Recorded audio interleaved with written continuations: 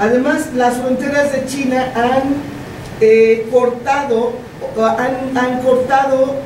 la unión entre las personas, de manera que hay vietnamitas, por ejemplo, en ambos lados de la frontera, ¿sí?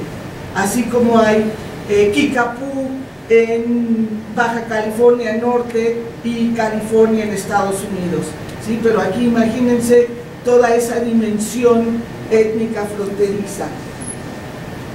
Bueno, ahora,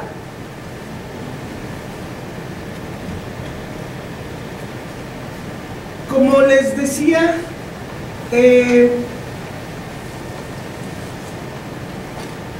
la República Popular China, después, entre 1945 a 49, todavía no tenía muy claro, obviamente, cuál iba a ser la situación, si las repúblicas, un tipo de modelo de república soviética socialista o la región autónoma, ¿sí? Opta por la región autónoma. Y como les decía, también se fundan para neutralizar la independencia, en este caso de Tíbet principalmente. Ustedes han oído hablar de Tíbet, han leído, han visto programas, han escuchado.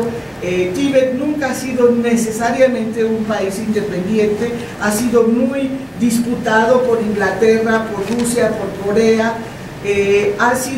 Ha permanecido siempre como un protectorado de China, pero esta vez en 1965 China sí delimitó muy bien su frontera y dijo: Tíbet, la región autónoma de Tíbet, es parte del Estado multinacional y unitario de la República Popular China, ¿sí?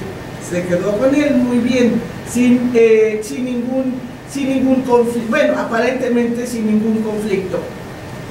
Luego, antes de Tíbet se formó la República de Turquestán Oriental, conocida como Xinjiang, y esa también es una historia imperial un poco intrincada, y es la que decía anteriormente, que es una región autónoma muy grande, con población musulmana principalmente. Y Mongolia Interior, un pedazo considerable de lo que se conoce como Mongolia, es otra de las 5 regiones autónomas. Bueno, a continuación les voy a mostrar algunas diapositivas con las que pueden ver cómo son estas regiones autónomas. De verdad que mucho no ha cambiado, desde 1983 hasta 2008, 2010. Si uno va a Xinjiang, o a cualquier región autónoma, parece que no ha pasado gran cosa, ¿sí? Hay más infraestructura, todos tienen su móvil, como en todas partes del mundo, pero la vida en estos lugares sí tiene parte importante de su contenido religioso y cultural, porque tienen algún poder, ¿sí? Tienen poder de influencia en las asambleas, y porque de eso se trata, de que una cultura, cuando tiene un poco de poder, pues puede fortalecerse y reproducirse de manera mucho mejor. Esta es una idea, de que tengan una idea de cómo es Mongolia Interior. Mongolia Interior, pues su población también es básicamente nómada, son más nómadas incluso que en Mongolia Exterior, y ser nómada pues significa que se cambian de acuerdo a las estaciones del año del lugar, ¿sí? Entonces llevan sus menajes, sus enseres domésticos, y se van moviendo en la estepa según vayan encontrando condiciones favorables para su sobrevivencia. Y aquí, bueno, decía que la población es eminentemente musulmana y vivir en una región autónoma con una fuerte presencia musulmana significa que pues hay libertad para el culto religioso y para todos los rituales que implica el culto o la religión al Islam, porque hay que hacer oraciones y hay que tomar alimentos, en fin, durante el transcurso del día que pues en otra circunstancia no se permitiría, ¿sí? Si no es porque están en esta región autónoma. Tiene sus bondades y pues también tiene sus limitaciones.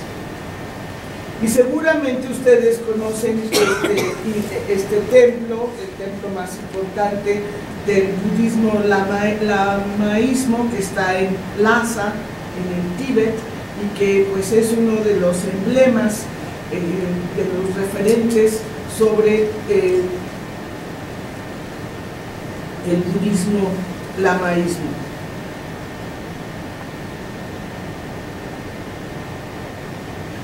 Bien,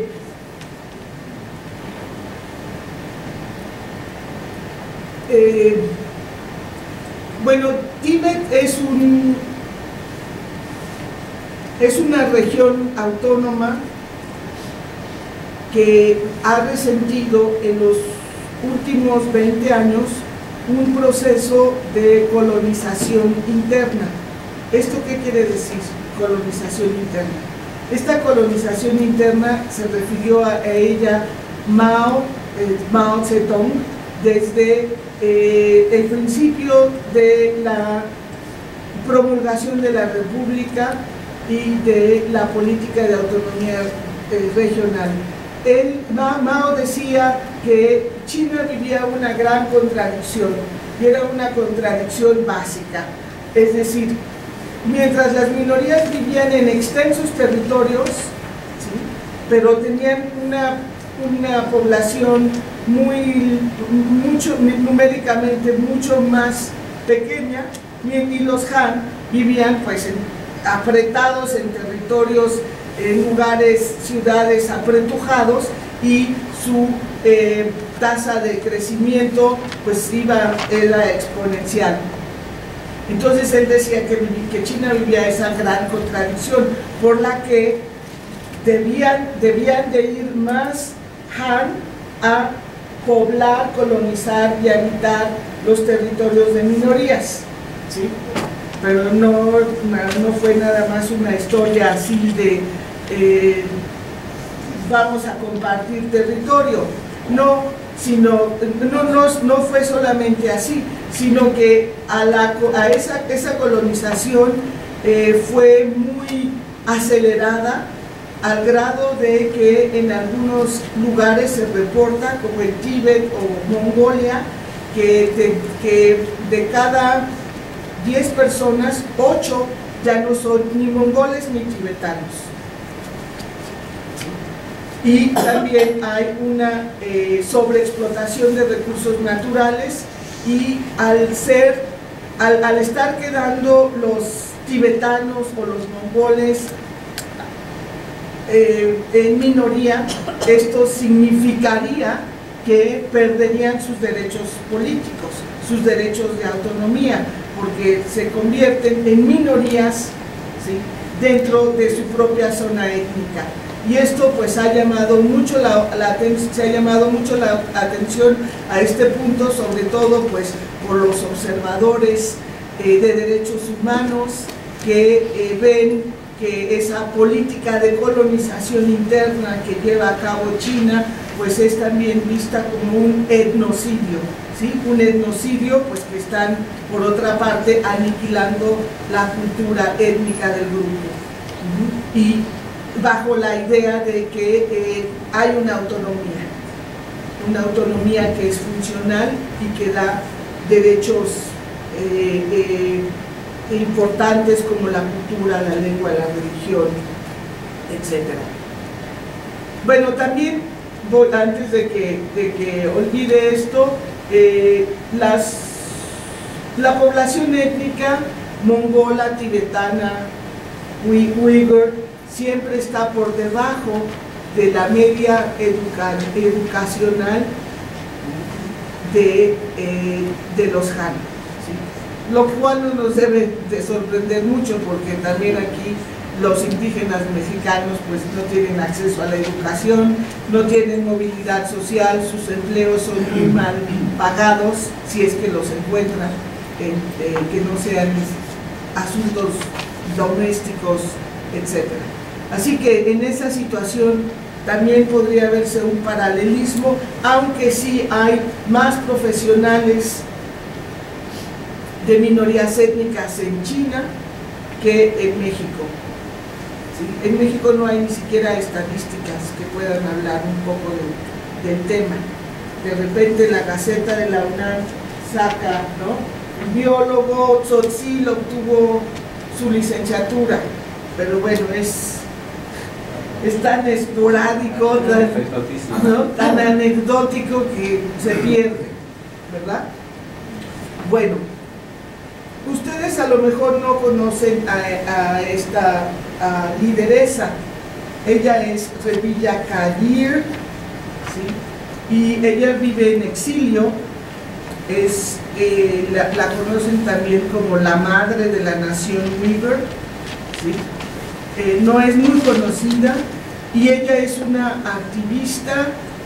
No sé si, no la he visto, no he sabido de ella hace algunos años. O sea, saber de ella no quiere decir que me escriba, ¿verdad? Pero si está en algún tipo de activismo reciente, porque ella, como decía, es muy activa, es la portavoz, vamos a ponerlo así, es la portavoz del mundo uigur ante el extranjero.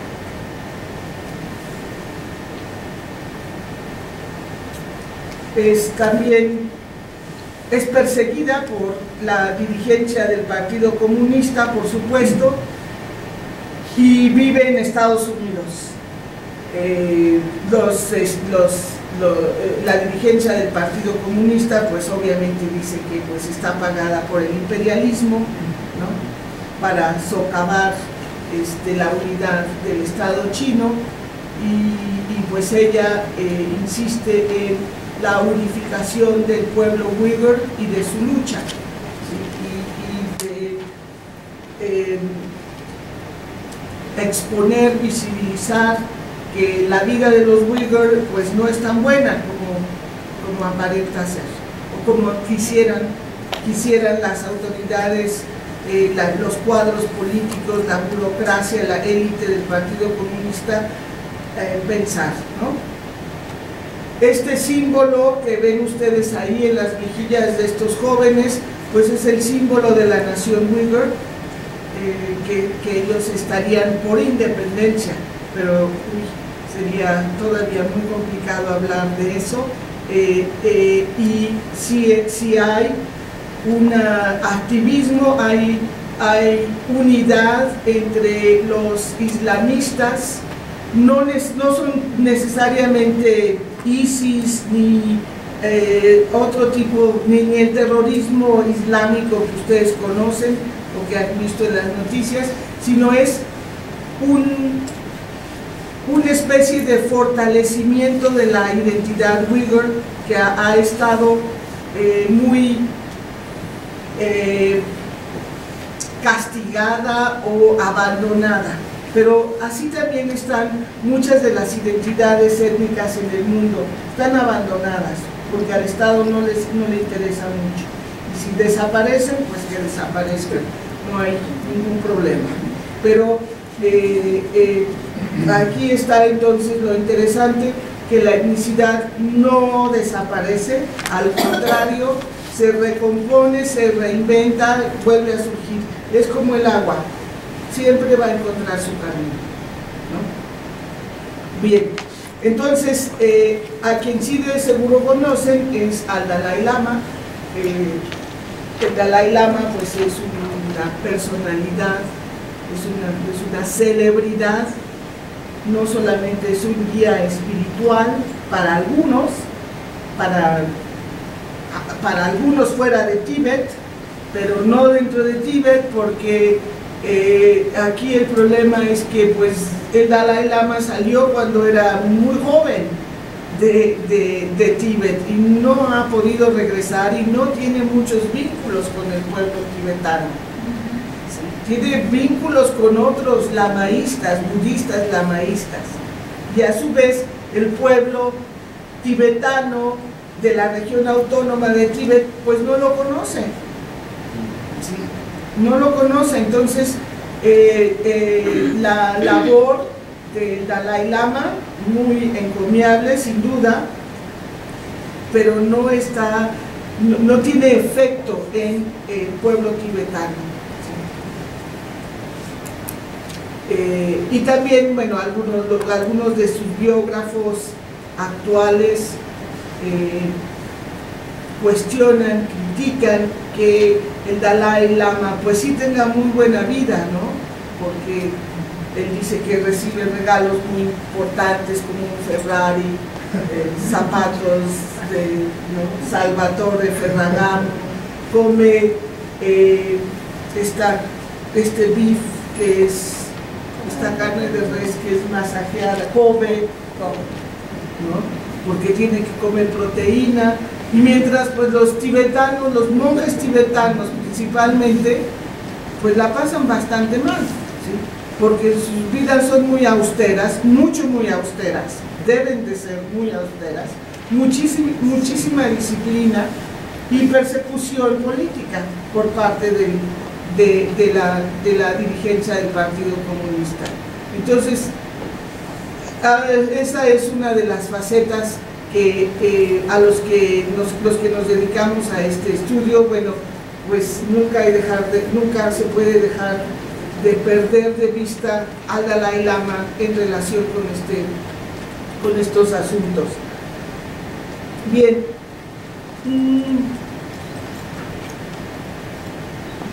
Entonces, para ir darles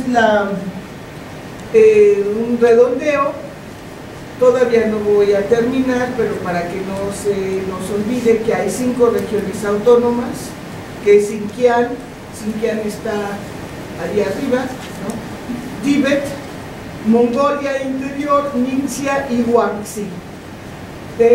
Ningxia y Guangxi son lugares que casi no se permite la entrada de los visitantes.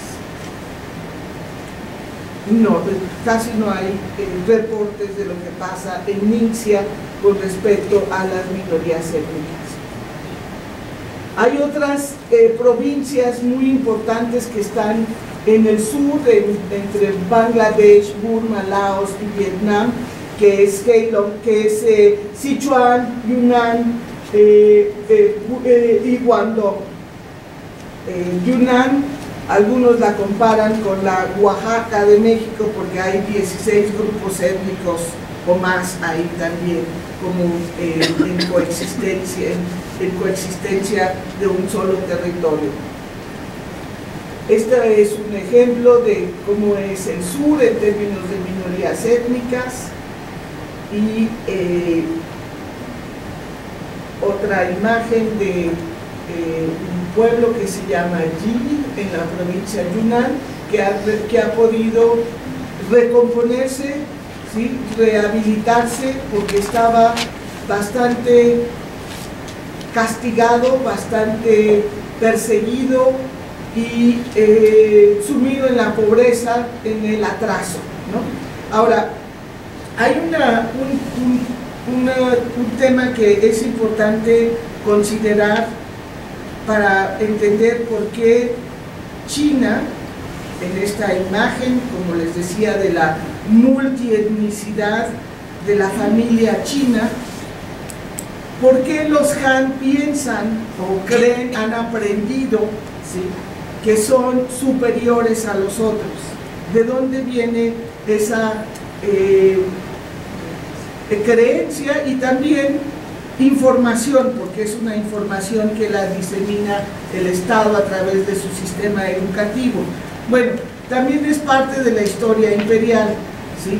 Los chinos, los Han tienen el centro, son el centro, y toda la periferia está habitada por bárbaros. Y esa barbarie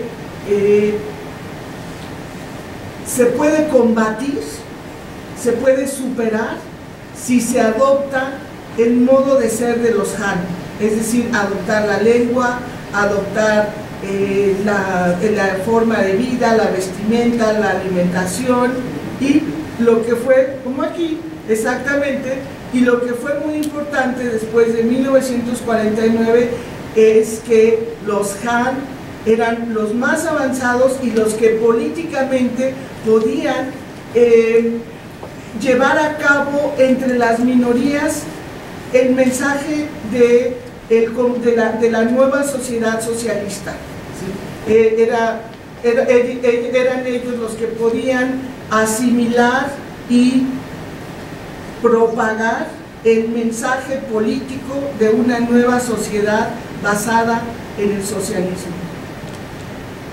Todos los demás no entendían, eran atrasados, y mientras no se asimilen, serán atrasados. Eso todavía pervive, todavía existe bastante. Bien, ya después que termine la exposición, si ustedes tienen alguna pregunta o un comentario para hacer algún tipo de hacer más detalle en alguno de los temas que a ustedes les interesa, bueno, lo podemos hacer, ¿sí?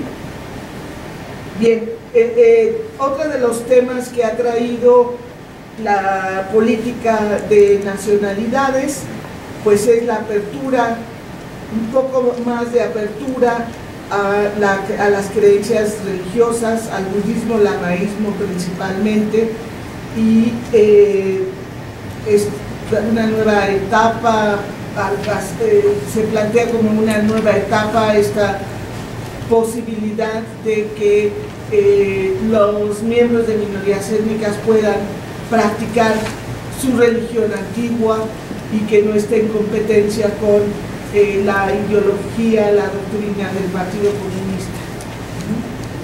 Bueno, ahora vamos a tocar un poco el tema político con relación a las minorías, ¿sí? El artículo 2 de la Constitución Política de China dice que todo el poder lo tiene el pueblo y lo ejercen por los diferentes medios de representación en los diferentes niveles: provincias, regiones autónomas, intendencias.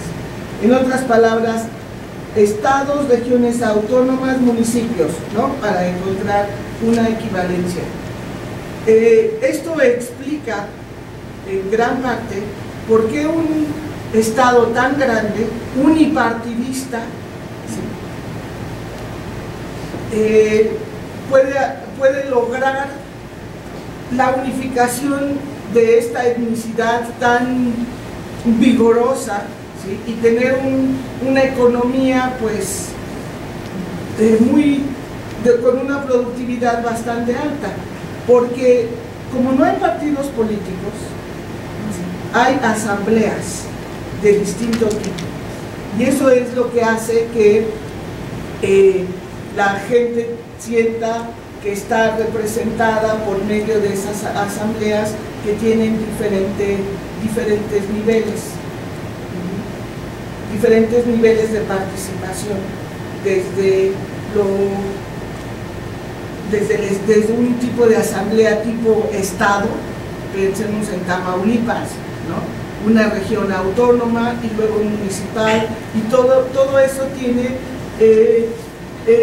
son discusiones que duran hasta una semana, y uno de los temas principales de esas discusiones son los temas económicos.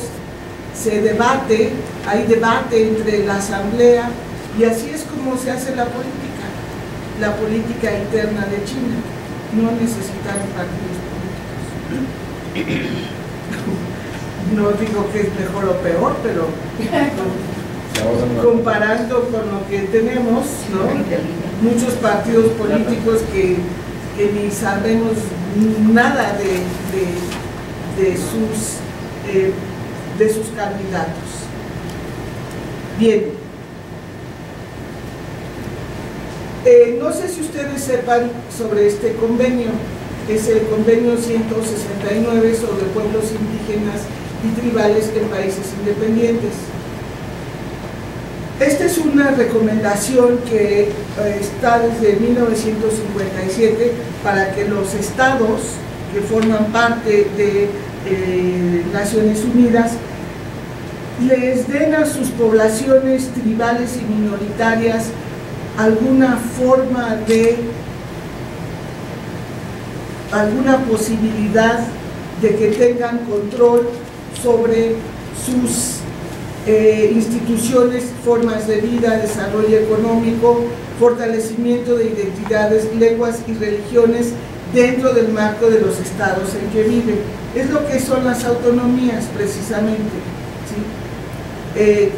China esto sí lo lleva a cabo plenamente, a través de instituciones específicas.